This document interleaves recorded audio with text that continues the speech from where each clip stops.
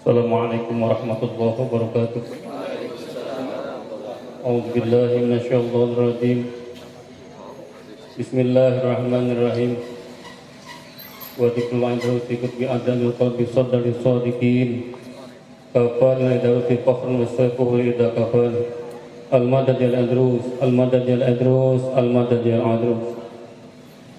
Bismillahirrahmanirrahim. Ala inna awliya Allah la khawfun alaihim wa lahum yahzanun. Alladhina amanu wa kanu yattaqun. Lahumul busyra fil hayati dunya wa fil akhirah. La tabdila li kalimatihillah. Li kalimatillahi dzalika huwal fawzul azim. Manaqib sultanil mala wa imamil awliya wa ghasil akabir syamsis sumus wa muhyin nufus. Al-Habib Abdullah bin Abi Bakr bin Al-Idrus Akbar. Hadirin rahimakumullah, Al-Fakir akan membacakan manaqib Sahibur Ratib yang mana ratibnya senantiasa kita baca. Mudah-mudahan kita dapat keberkahan dari beliau, amin ya rabbal alamin. Beliau adalah seorang sayyid dan syarif, julukan khusus untuk keturunan Nabi Muhammad sallallahu alaihi wasallam, imamnya para wali dan orang-orang soleh al-kutub. Beliau dijuluki Abu Muhammad dan bergelar Al-Idrus.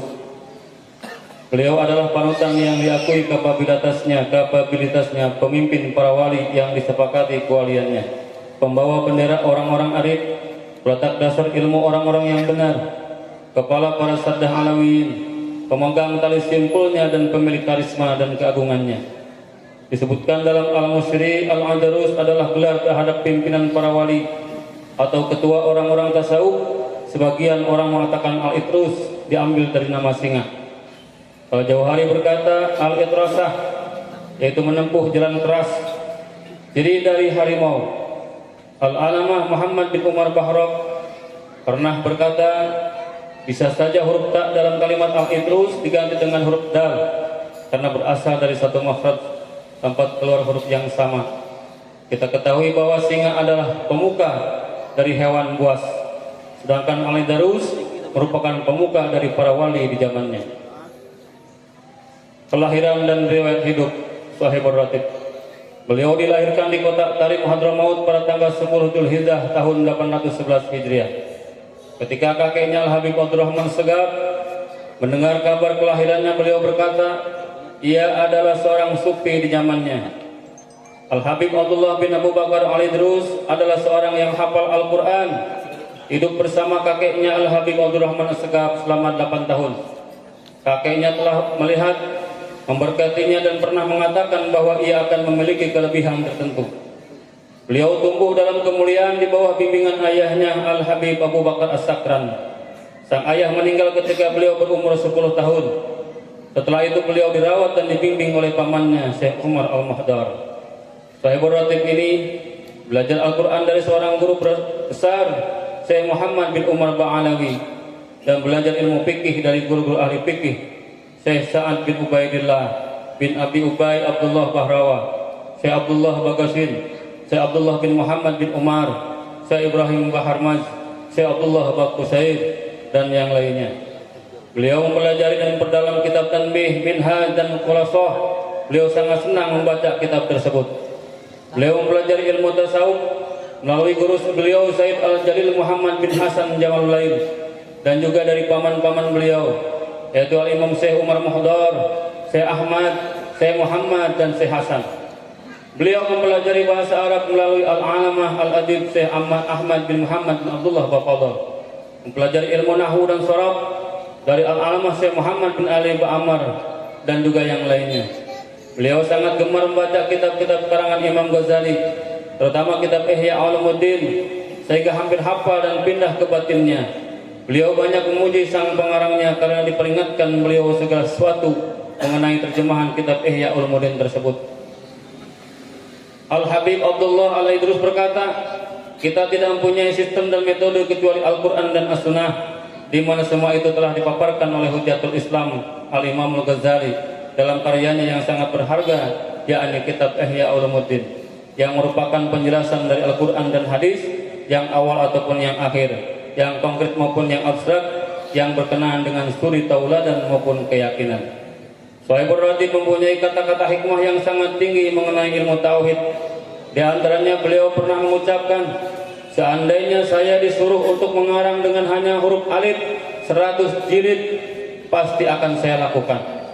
Di antara karangan beliau adalah kitab Al-Kibritul Ahmar dan syarahnya dalam bentuk syair untuk paman beliau Al-Imam Syekh Umar Mahdar. Mengenal dirinya, beliau pernah berkata, bagiku sama saja pujian dan makian, lapar dan kenyang, pakaian mewah dan pakaian rendah, 500 dinar ataupun 2 dinar. Sejak kecil hatiku tidak pernah condong kepada selain Allah. Bagaimana hatiku bisa tenang apabila badanku berbalik ke kanan aku melihat surga, dan apabila berbalik ke kiri aku melihat neraka. Tatkala tahap permulaanku, aku mengkaji buku-buku kaum sufi dan menguji diriku dengan mujahadah mereka, senantiasa berlapar dan meninggalkan tidur dari usia 20 tahun. Beliau sangat takut kepada Allah Subhanahu wa taala dan sangat tawadu, merendahkan diri. Beliau tidak pernah merasa dirinya lebih baik dari siapapun makhluk Allah, bahkan dari binatang sekalipun. Beliau senantiasa bersujud di tanah karena merendahkan dirinya di hadapan Allah Subhanahu wa taala, dan beliau selalu membawa sendiri keperluannya dari pasar dan tidak mengizinkan orang lain membawanya. Beliau senantiasa duduk di tempat yang rendah dan senantiasa berjalan kaki ke tempat-tempat yang jauh, serta kerap kali meminum air hujan. Demikianlah beliau menerangi hawa nafsu keduniaan sejak usia 6 tahun. Al-Habib Abdullah bin Abu Bakar Al-Idrus berpuasa selama 2 tahun dengan setiap harinya berbuka puasa tidak melebihi dari 2 butir kurma, kecuali di malam-malam tertentu di mana ibunya datang membawa sedikit makanan untuknya. Beliau memakannya semata-mata untuk menyenangkan hati ibunya. Guru sekaligus paman beliau, yaitu Al-Habib Syekh Umar Mahdar berkata, aku akan mengawinkan putriku dengannya walaupun dengan sedikit harta benda, dan tidak akan mengawinkan selain dengannya walaupun dunia yang melimpah harta benda diberikan kepadaku. Aku mengawinkan putriku Aisyah dengan keponakanku Habib Abdullah Al-Idrus disebabkan aku mendapatkan isyarah dari sepupuku atau pendahuluku. Pamannya tersebut mendudukannya sebagai pengganti sesuai dengan kemampuannya, melampaui derajat para syekh yang agung, dan beliau mendapatkan posisi yang sulit untuk dicapai. Para ulama mengakui akan ketinggian derajatnya dari dahulu hingga sekarang. Hadirin rahimakumullah. Nomor 3, makam kewalian beliau. Al-Habib Muhammad bin Hasan Mu'alim Ba'alawi berkata, Al-Habib Abdullah bin Abu Bakar Al-Idrus Al-Akbar mendapatkan suatu makam yang tidak didapati oleh orang lain, baik sebelum maupun sesudahnya. Dalam kitab Al-Tawaqib Duriyah disebutkan bahwa sosok Al-Habib Abdullah bin Abu Bakar Al-Idrus suka menyepi, karena dengan hal tersebut maka dapat sampai kepada Allah Subhanahu wa taala. Ketika paman beliau Syekh Umar Mahdar wafat, usia Al-Habib Abdullah Al-Idrus adalah 25 tahun. Para syarif Sayyid sepakat apabila Imam Muhammad bin Hasan Jamal Lail yang berada di Buragah untuk menggantikan posisinya. Akan tetapi beliau menolak dengan berkata, tunjukkanlah pada kami siapa yang berhak kedudukannya di antara kita. Setelah salat istikharah, Allah meyakinkan hatinya untuk menjadikan Al-Habib Abdullah Al-Idrus sebagai pengganti. Sambil memegang tangannya, beliau berkata kepada Habib Abdullah Al-Idrus, engkau adalah pemuka dari mereka dan penunjuk bagi setiap syarif Sayyid dan yang bukan syarif maupun Sayyid. Al-Habib Abdullah Al-Idrus menolaknya karena usianya yang masih belia dan ketidakmampuan dirinya, ditambah paman-pamannya yang lain masih ada. Namun mereka terus membujuknya untuk menerima posisi tersebut. Sejak saat itulah semua sepakat untuk memposisikan Habib Abdullah Al-Idrus sebagai pemimpin ke seluruh penjuru dunia. Maka beliau Imam Al-Idrus menyibukkan dirinya dengan pengajaran dalam setiap tarikan napasnya yang sangat berharga. Al-Habib Abdullah bin Abu Bakar Al-Idrus telah mendapat pujian dari orang-orang besar, para wali dan para guru, yaitu antara lain kakek beliau Al-Imam Abdurrahman bin Muhammad As-Segaf, ayah beliau Al-Habib Abu Bakar As-Sakran, Syekh Sa'ad bin Ali Al-Madzaj, Syekh Abdullah bin Tahir Al-Daun Nadidan, pemuka sufi wanita Al-Jubaidiyah, Syekh Ahmad bin Muhammad Al-Jabarut, Syekh Umar bin Sa'id Al-Bajabir, Syekh Husain Al-Gharib, Syekh Ma'aruf bin Muhammad Ba'abad, Syekh Muhammad Baharmus. Syekh Abdurrahman Al-Khatib, pengarang kitab Al-Jauhar, tidak menyebutkan seorang pun dalam kitabnya dari yang hidup selain Al-Habib Abdullah bin Abu Bakar Al-Idrus Sahibur Ratib.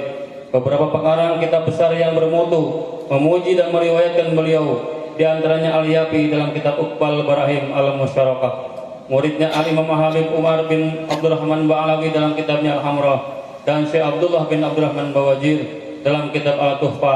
Mereka meriwayatkan manaqib, riwayat singkat kewalian dan karamah-karamah yang terjadi sebelum dan sesudah beliau dilahirkan.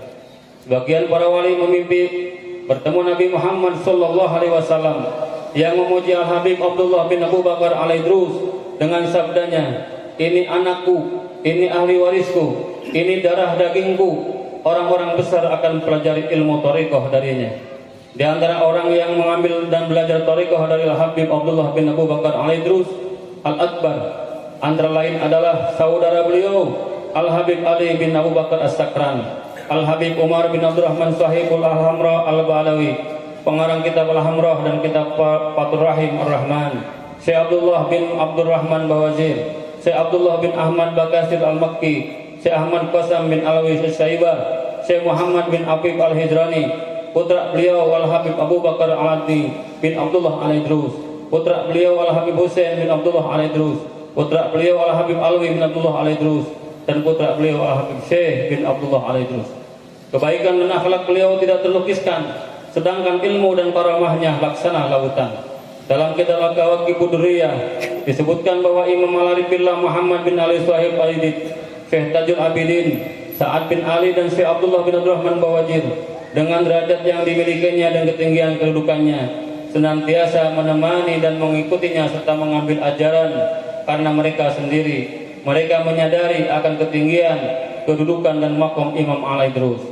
Hadirin rahimakumullah, kembali kepada sang Halik. Al-Habib Abdullah bin Abu Bakar Al-Idrus Akbar Sahibur Ratib wafat pada hari Ahad sebelum waktu zuhur tanggal 12 Ramadan tahun 865 Hijriah. Dalam perjalanan dakwahnya di kota Sihir, tempatnya di daerah Abul, beliau dimakamkan di kota Tarim, Hadramaut, dan dibangun kubah di atas pusarannya. Beliau wafat dalam usia 54 tahun. Beliau meninggalkan 8 anak, 4 putra dan 4 putri. Putra beliau adalah Al-Habib Abu Bakar Al-Adni bin Abdullah Al-Idrus, Al-Habib Alwi bin Abdullah Al-Idrus, Al-Habib Syekh bin Abdullah Al-Idrus, Al-Habib Husain bin Abdullah Al-Idrus. Putri beliau adalah Syarifah Rogayah binti Abdullah Al-Idrus, Syarifah Khadijah binti Abdullah Al-Idrus, Syarifah Ummu Kulsum bin Abdullah Al-Idrus, Syarifah Bahiyah binti Abdullah Al-Idrus. Ibunda beliau adalah bernama Maryam, keturunan dari seorang yang juhud dan soleh yang bernama Syekh Ahmad bin Muhammad Baru Syahid. Al-Habib Muhammad bin Hasan Al-Mu'allim pernah berkata, "Saya mendengar bisikan yang mengatakan, bila kamu ingin melihat seorang ahli surga, maka lihatlah Muhammad Baru Syahid." Diriwayatkan oleh Imam Habib Muhammad bin Ali Maula Aidin. Sewaktu kakek beliau Habib Imam Abdurrahman bin Muhammad Segaf wafat, usia Al-Habib Abdullah Al-Idrus adalah 8,5 tahun. Pada waktu ayahanda beliau Habib Abu Bakar Sakran wafat, umur beliau adalah 11 tahun.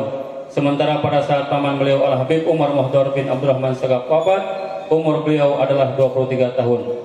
Nasihat-nasihat Imam Al-Idrus. Beliau pernah berwasiat kepada murid-muridnya, barang siapa yang masuk dalam pendengaran yang sia-sia, maka ia telah berada dalam kerugian yang sangat besar. Nasihat-nasihat beliau yang terulang dalam kitab Al-Kibratul Ahmar. Yang pertama, peraslah jasadmu dengan mujahadah, yaitu memerangi hawa nafsu dunia sehingga keluar minyak kemurnian. Kedua, barang siapa yang menginginkan keridhaan Allah, hendaklah mendekatkan diri kepada Allah, karena keajaiban dan kelembutan Allah terdapat pada akhir malam. Nomor 3, siapapun dengan penuh kesungguhan hati mendekatkan diri kepada Allah, maka terbukalah khazanah Allah. Nomor 4, di antara waktu bernilai tinggi yang merupakan pembuka perbendarahan ilahi adalah di antara zuhur dan asar, maghrib dan isya, dan tengah malam terakhir sampai ba'da subuh. Yang kelima, sumber segala kebaikan dan pangkal segala kedudukan dan keberkahan akan dicapai melalui ingat mati, kubur, dan bangkai. Nomor 6, keridhaan Allah dan Rasul yang terletak pada mutalaah, mempelajari dan memperdalam Al-Quran, memperdalam hadis, serta kitab-kitab agama Islam. Nomor 7, meninggalkan dan menjauhi ghibah adalah raja atas dirinya. Menjauhi namimah atau mengadu domba adalah ratu atas dirinya. Baik sangka kepada orang lain adalah wilayah dirinya. duduk bercampur dalam majlis zikir adalah keterbukaan hatinya. Nomor 8, kebaikan seluruhnya bersumber dari sedikit bicara, tidak berbicara yang jelek di dalam bertafakur tentang ilahi, karena di dalam ciptaannya terkandung banyak rahasia. Nomor 9, jangan kau abaikan sedekah pada setiap hari sekalipun sekecil atom. Perbanyaklah baca Al-Quran setiap siang dan malam hari. Nomor 10, ciri-ciri orang yang bahagia adalah mendapatkan taufik dalam hidupnya, banyak ilmu dan amal serta baik perangai maupun tingkah lakunya. Nomor 11, orang yang berakal adalah yang diam, tidak bicara sembarangan. 12, orang yang takut kepada Allah adalah orang yang banyak sedih merasa bersalah. 13, orang yang roja, yaitu mengharap ridho Allah, adalah orang yang banyak melakukan ibadah. Nomor 14, orang yang mulia adalah yang bersungguh-sungguh dalam kebaikan dan ridho Allah yang didambakan dalam hidupnya. Nomor 15, orang yang bertaubat adalah orang yang menyesali perbuatannya, menjauhi pendengaran yang tidak bermanfaat, dan mendekatkan diri kepada Allah Subhanahu wa taala. Penutup, demikianlah sekilas riwayat perjalanan Al-Habib Abdullah bin Abu Bakar Al-Idrisil Akbar Sahibur Ratib. Semoga Allah meridhoinya dan semoga beliau ridho kepada kita semuanya. Amin ya rabbal alamin. Demikian hadirin rahimakumullah, manaqib Sahibur Ratib yang telah kita baca. Mudah-mudahan kita dapat mengambil ibrah, ambil manfaat dan dapat mengikutnya. Amin ya rabbal alamin. Billahi taufiq wal hidayah. Assalamualaikum warahmatullahi wabarakatuh.